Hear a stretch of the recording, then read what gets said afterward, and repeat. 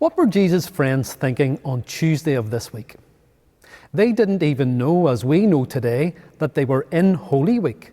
That concept, that name had not yet been born. So what did they know? What did they feel?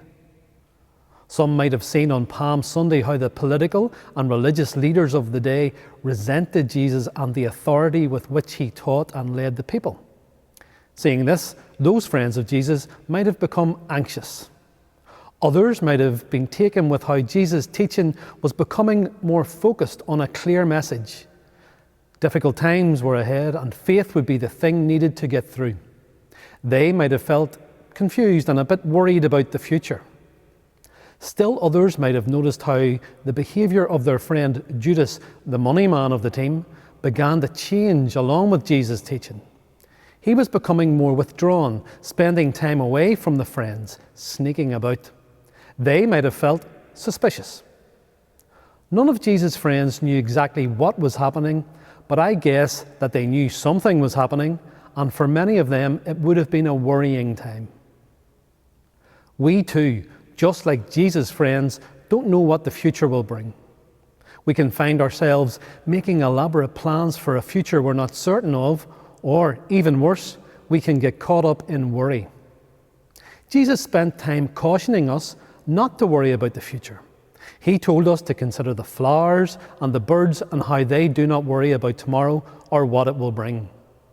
He then told us two nuggets of wisdom and truth. Worry does not add 1 minute of length to your life, and God loves us abundantly more than the flowers and birds on whom He has bestowed such beauty. We are held in a look of love from God, and God has got our backs. This powerful undercurrent of truth runs right throughout our lives and the lives of everyone we know. I remember one of our priests, Father Kieran, telling a concerned grandmother who worried about her grandson that all will be okay in the end. If it's not okay, it's just not the end yet. I feel sorry for the friends of Jesus during this week. They do not yet know what we have the benefit of knowing, that no matter how dark and distressing the events of this week or the events of our lives get, there is always the undercurrent of God's love working for us on our behalf. For even though this week brings Good Friday with its death and sorrow, the story ends with Easter Day and resurrection, new life promised for us all. So on this day, just as we prepare for the tumultuous events of Holy Week, and no matter how tumultuous our lives may be, let us remember that everything will be okay in the end.